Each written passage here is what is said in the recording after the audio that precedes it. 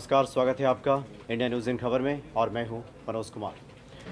और इस्लामिक धर्मगुरु, विवादित धर्मगुरु जाकिर नाइक को भला कौन नहीं जानता, इन दिनों मलेशिया में हैं।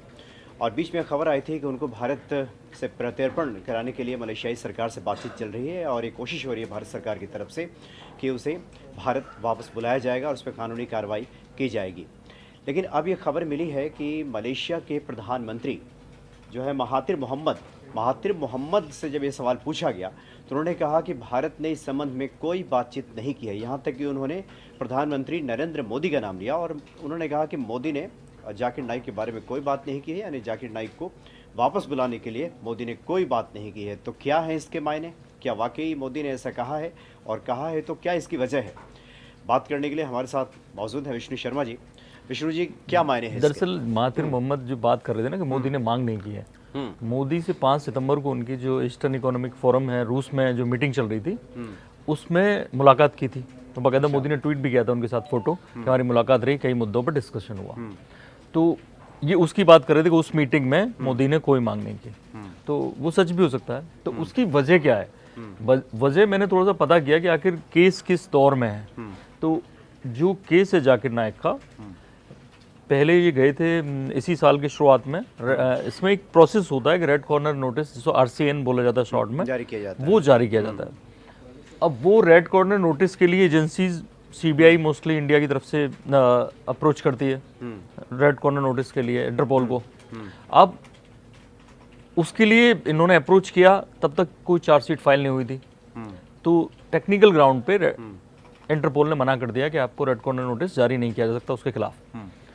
रेड कॉर्नर नोटिस जारी होते ही सारे एयरपोर्ट सतर्क, सारी देशों को ये खबर जाता है और एक ऑफिशियल हो जाता है कि भाई जिससे हमारी प्रत्यर्पण पर संधि है, अब मलेशिया से है या नहीं मुझे मालूम नहीं है, लेकिन उस रेड कॉर्नर नोटिस के एवज में एक तरह से आप प्रेशर बना सकते हैं।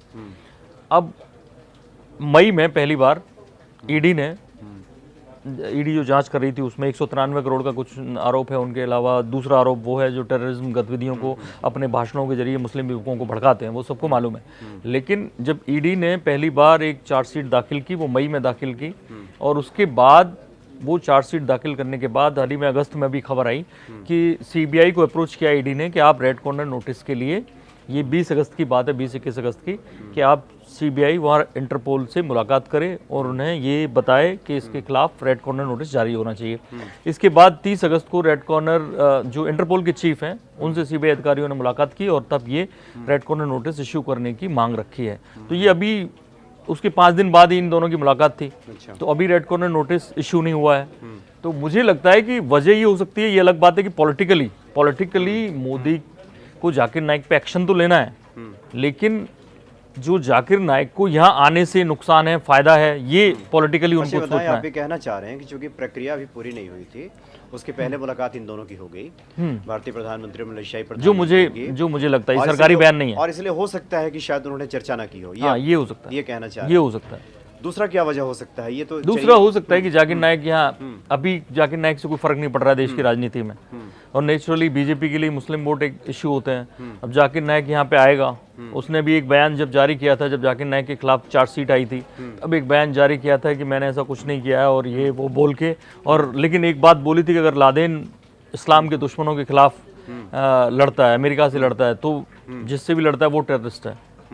उसके कहने का मतलब ये गोलमोल वही कर रहा था। तो वो यहाँ आने से, जेल में जाने से मे बी कुछ तबके सपोर्ट करें या कुछ बात उठाएं। मोहम्मद ने जो बात कही है, उन्होंने ये कहा है कि कोई देश उसे नहीं चाहता जाकिर नाइक। वो इसलिए कि कनाडा और अमेरिका ने पहले रेजिडेंसी के लिए मना कर दिया था, मलेशिया ने 3 साल के लिए रेजिडेंसी दी, वो पिछली सरकार की थी। अब नई सरकार आई है, तो एक बाद में बता दूं अपने दर्शकों को, अब बैन कर दिया गया है जो मलेशिया में कोई भी स्पीच देना, जो क्योंकि कुछ उन्होंने सरकार और व्यवस्था के खिलाफ भी बोल दिया था, वहाँ पे हिंदुओं को लेकर कुछ बोल दिया था, जिससे वहाँ का जो धार्मिक संभाव है वो बिगड़ रहा था। इसको लेकर उसकी स्पीच पे फिलहाल बैन लगा दिया गया, ये बात उन्होंने कही। अच्छा, एक और बात बताएं, जो कि आमतौर पे होता है कि किसी भी देश से प्रत्यर्पण संधि की जब बात होती है तो कई बार सीधे राष्ट्राध्यक्ष बात नहीं करते, संबंधित एजेंसियां भी बात करती हैं। हाँ, लेकिन राष्ट्राध्यक्ष कभी-कभी प्रेशर डालते हैं। नहीं, मेरा ये सवाल ये है कि महातिर मोहम्मद ने स्पष्ट तौर पे मोदी का नाम लेते हुए कहा कि चूंकि मोदी ने मांग नहीं की है, संबंधित एजेंसियां हो सकती हैं बात करती होंगी। तो सवाल हुआ होगा कि आप मोदी से मिले थे 5 को, या उस तरह से कुछ बात हुई होगी। सवाल ये मेरा है कि क्या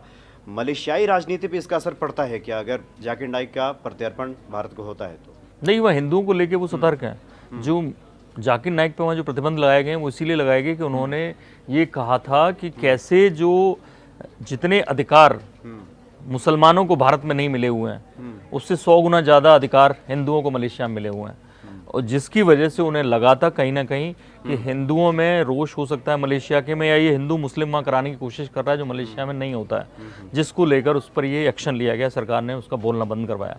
जी हाँ, बिल्कुल।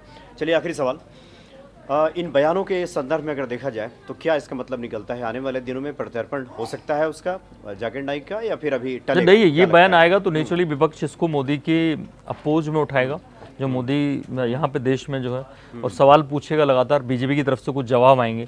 ये तो हमने एक संभावित जवाब दिया है कि शायद ये इशू हो सकता है, लेकिन बीजेपी की तरफ से जवाब आएंगे तो नेचुरली फिर अब मोदी को मौका मिल जाएगा कि ठीक है तुम ही लोग हल्ला कर रहे थे, अब लोग प्रत्यर्पण और तेज हो जाएगा, हालांकि चीज़ें चल रही होंगी।